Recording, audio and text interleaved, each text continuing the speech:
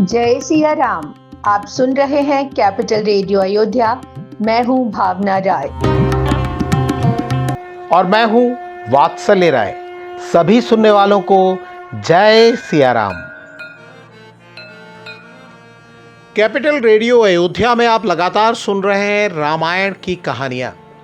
कार्यक्रम को पसंद करने और शेयर करने के लिए हम आप सभी सुनने वालों के बहुत आभारी हैं। रामायण कथा क्रम को आगे बढ़ाने से पहले हम आपको बता दें कि हमेशा की तरह इस कार्यक्रम में भी आप मंदिर मुकुट मुखारविंद गोवर्धन के सेवायत कृष्णा भारद्वाज से सुनेंगे रामचरितमानस का एक अंश। रामायण का अर्थ है राम कायन, यानी भगवान श्री राम की यात्रा। वो यात्रा पथ जिस पर बढ़ते हुए राजकुमार राम मर्यादा पुरुषोत्तम भगवान हो गए। पिछले अंक में हमने भारतवर्ष में प्रसिद्ध रामायण कथा और उनके रचनाकारों की चर्चा की थी। भगवान राम की कथा दुनिया के कई देशों में लोकमानस में रची बसी है। कई देशों में रामायण की रचना हुई है। नेपाल, श्रीलंका और तिब्बत से लेकर जापान, चीन, Cambodia, Burma, Thailand, Malaysia, Philippines और मंगोलिया में भी राम कथा प्रचलित है। बेल्जियम के प्रोफेसर फादर कामिल बुल्के ने रामकथा पर गहन शोध किया है। उन्होंने एक किताब भी लिखी है, रामकथा उत्पत्ति और विकास। दुनिया में मुसलमानों की सबसे बड़ी आबादी इंडोनेशिया में है। इस देश में भी रामायण जीवन का हिस्सा है। फादर कामिल बुल्के लिखते हैं कि उनके एक मित्र ने जावा के एक गांव में एक मुसलमान टीचर को रामायण पढ़ते देखा और पूछा कि आप रामायण क्यों पढ़ते हैं। इस पर टीचर ने जवाब दिया, अच्छा इंसान बनने के लिए। दुनिया में जहां भी रामायण पढ़ी, सुनी या देखी जाती है, वहां मूल उद्देश्य यही होता है। जावा की सबसे पुरानी रचना काकावीन रामायण है। इसकी रचना 9वीं शताब्दी में हुई। ये कावी भाषा में लिखी गई है। काकावीन का अर्थ होता है महाकाव्य। इस महाकाव्य की रचना का उद्देश्य है कि जनजीवन में भगवान राम के महान आदर्श का अनुकरण हो। इस विषय पर इस एपिसोड में इतना ही। अगले अंक में हम रामायण की किसी और कथा की बात करेंगे। और अब प्रभु श्री राम के चरित का बखान सुना रहे हैं मंदिर मुकुट मुखारविंद गोवर्धन के सेवायत कृष्णा भारद्वाज। ओम श्री गुरुवे नमः।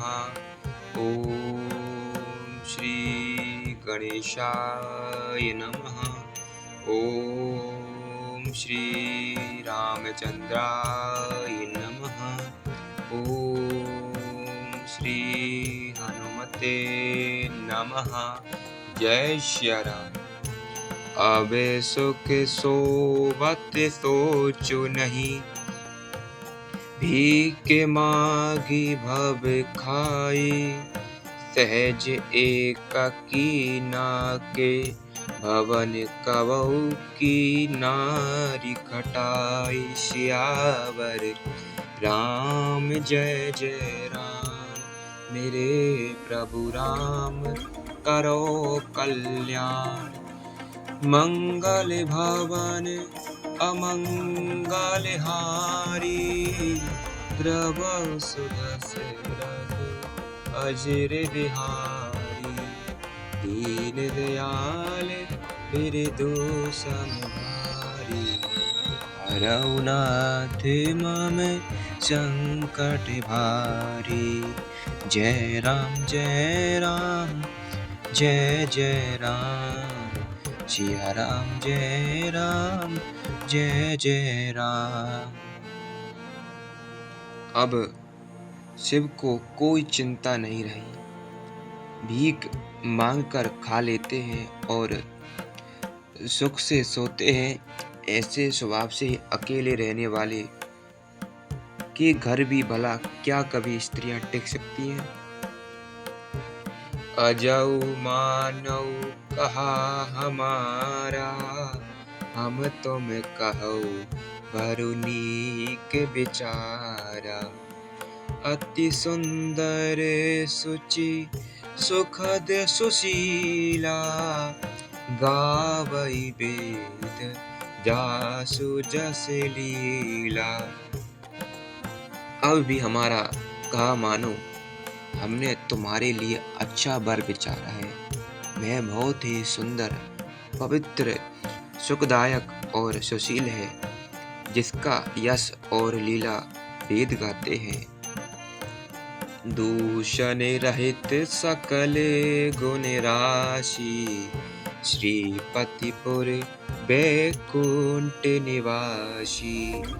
असबरु तुम है मिला उब आनी, सुनत बेहसी के बचन भवानी। वह दोषों से रहित, सारे सद्गुणों की राशि, लक्ष्मी का स्वामी, बैकुंठपुरी का रहने वाला है। हम ऐसे वर को लाकर तुमसे मिला देंगे। यह सुनते ही पार्वती जी हंसकर बोली, सत्य कहु गिरि अब तनु एहा, हट न छूट छूटाई बरु देहा। कन कहु पुनि पशानते होई, जा रहु सहजु न परिहर सोई।